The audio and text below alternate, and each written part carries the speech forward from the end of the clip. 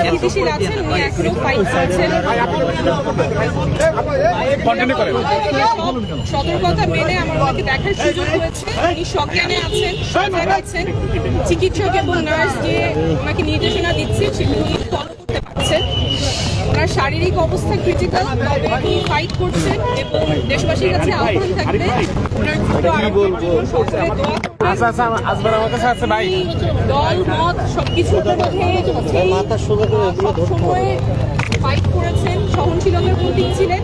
আমরা এই মুহূর্তে চাবো যে সবাই দল মতের ঊর্ধ্বে উঠে, রাজনীতির ঊর্ধ্বে উঠে ওনার দ্রুত আরোগ্যের জন্য সকলে দোয়া করবেন। ধন্যবাদ।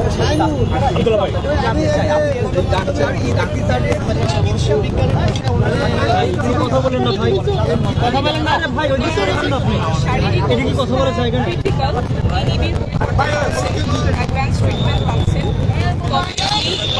স্থিতিশীল আছে, ক্রিটিক্যাল স্থিতিশীল এবং চিকিৎসা চলছে। সকলের কাছে দোয়ার আহ্বান।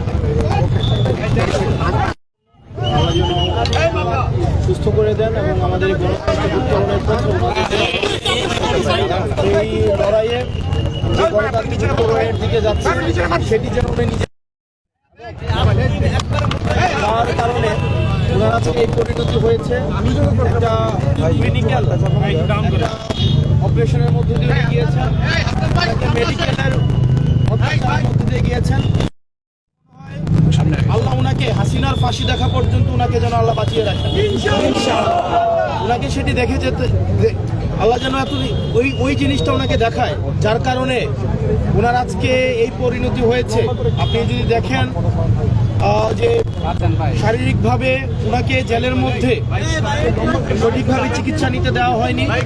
আমরা আজকে শুনেছি ওনাকে চিকিৎসা করতে আসতেন, তখন ওই ডাক্তারকে হয়রানি করা হতো 18 পরবর্তী সময়ে, এবং ওই ডাক্তারকেও বিভিন্ন ডাক্তারকে ভয়ভীতি দেখানো হতো ওনাকে যখন চিকিৎসা করতে আসতো। এইভাবে ক্রমশ আমাদের এবং খালেদা জিয়ার ক্রমশ স্বাস্থ্যের এই অবনতি হয়েছে।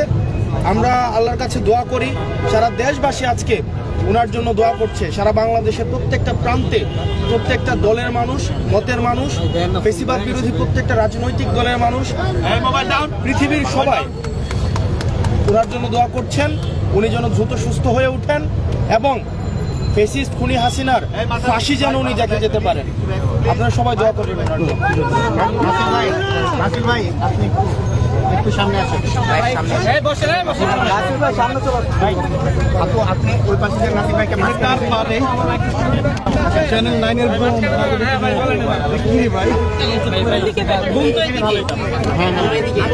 সমস্যা নাই। ওনার যে সিচুয়েশন, এটা 3টা শব্দ বলবো।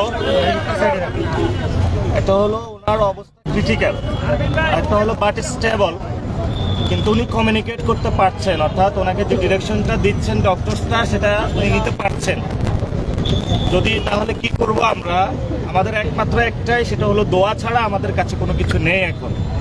দেশবাসীর কাছে, সবাই রাজনৈতিক ব্যক্তিবর্গের কাছে আমরা বলবো সবাই দোয়া করবেন। পরিস্থিতি সব মিলিয়ে আমরা যে খুব ভালো বলবো এমন না, তবে এখন আমাদের একটা উপায়, সেটা হলো দোয়া। এটা ছাড়া আর আমরা কি বলবো। Thank you. ঠিক আছে ভাই, একটু জায়গা